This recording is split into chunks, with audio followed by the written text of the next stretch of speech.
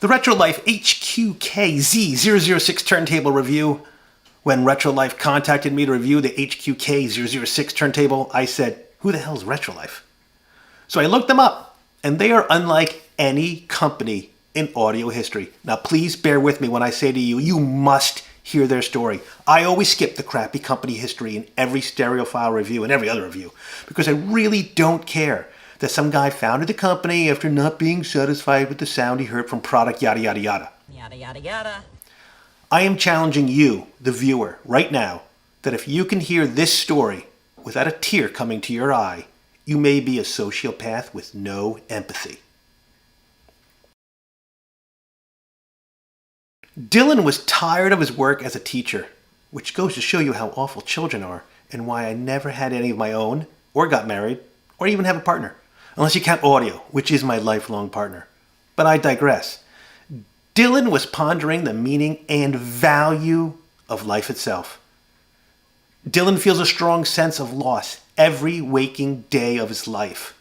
One day, Dylan was talking to a friend. Now, they don't say who this friend is, but I'm going to tell you exactly who I speculate it is at the end of this story. Dylan says to the friend, at this age, when we should be working hard, do we still have the right to choose a new life again? Holy cow, this is deep. RetroLife began with a very depressed Dylan, schoolteacher, who was pondering the very meaning and value of life itself and is now telling this friend, can we choose to start again? This isn't some guy trying to make a quick buck. This is a guy on the precipice of life itself. His friend responds, actually, I can totally understand what you are facing now. So luckily, Dylan's friend has been through something very similar, maybe a teacher himself. And his friend continues with this advice. But recently, I started to listen to the new vinyls, and it seems that everything is not so bad. Why don't you try it now? If that doesn't bring a tear to every audiophile's eye, I'm not the scientific audiophile. It goes on to say that Dylan was so inspired by his friend's reply that he got a few friends together to start a turntable business together. So who is this friend of Dylan's? Other than yours truly, who would use a vinyl audio analogy to talk a friend off a cliff? I might be speculating, but I can imagine no one else other than the great Michael Fremer himself. So I invite Michael to out himself by commenting on this video and letting us all know that his amazing words of wisdom inspired Dylan to start a turntable company.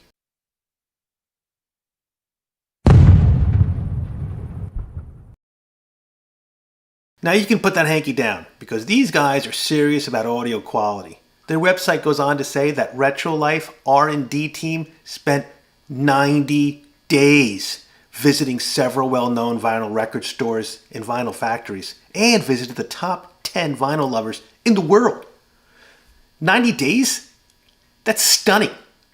Just for a quick example, CDs were created by Sony and Philips. I think they did it in a weekend. So these guys spent 90 days researching. Sadly, I'm clearly not one of the top 10 vinyl lovers because I wasn't interviewed by them. But I like to think Chris over at the Vinyl Tack and Melinda Murphy, I'll put links in the description, were on that list. So before I start this review, you have a company founded by the wisdom of Michael Fremer, an R&D team that spent an enormous amount of time visiting people and places. I'm expecting one of the most amazing turntables ever made. So you've got a plethora of options here in the rear. We start with the standard ground and RCA outputs, found on every turntable, but then we have a defeatable phono stage, very uncommon at this price point. Yes, I know, I haven't talked price yet. A USB-B connector to connect to your computer, and a record and record your collection. Power input and Bluetooth wireless output.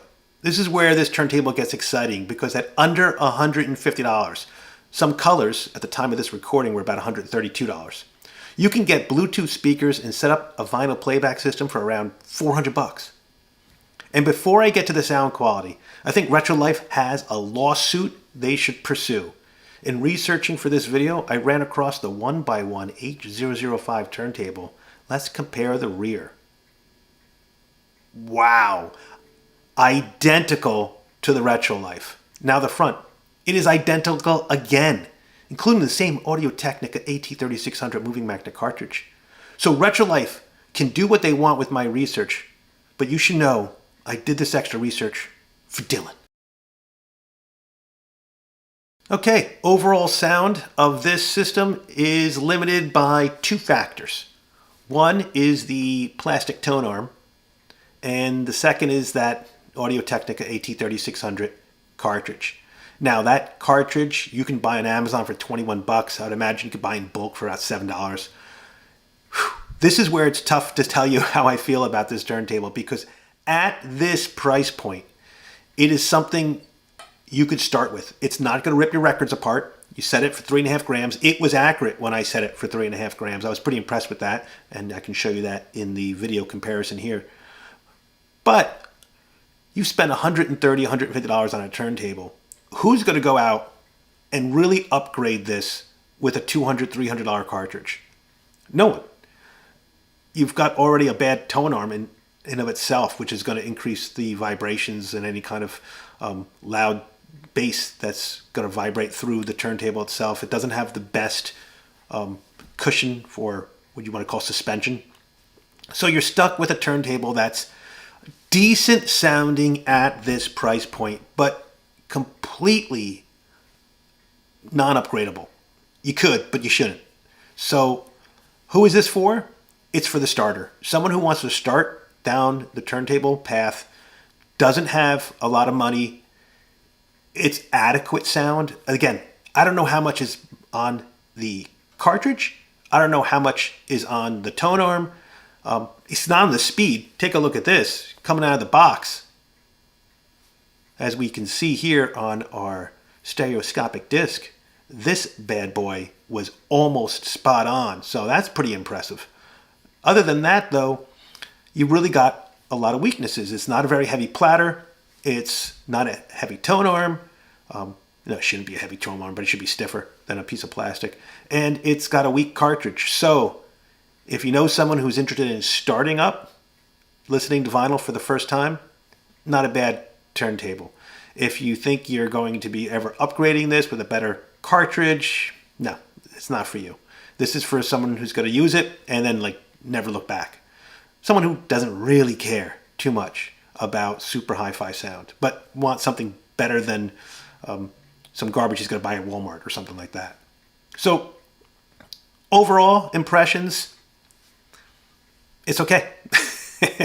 The rating, again, if we're going to hit the whites here, and worse than that, we're hitting a sparkling white, because yeah, this will be fun for the person who's just getting a turntable for the first time, and it might get them on the path of upgrading in the future. So a sparkling wine is usually the upgrade path towards real wine. So a sparkling white it is.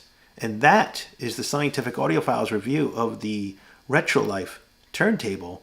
We hope you subscribe, like, and comment below, and be ready for our next hot video. Thank you.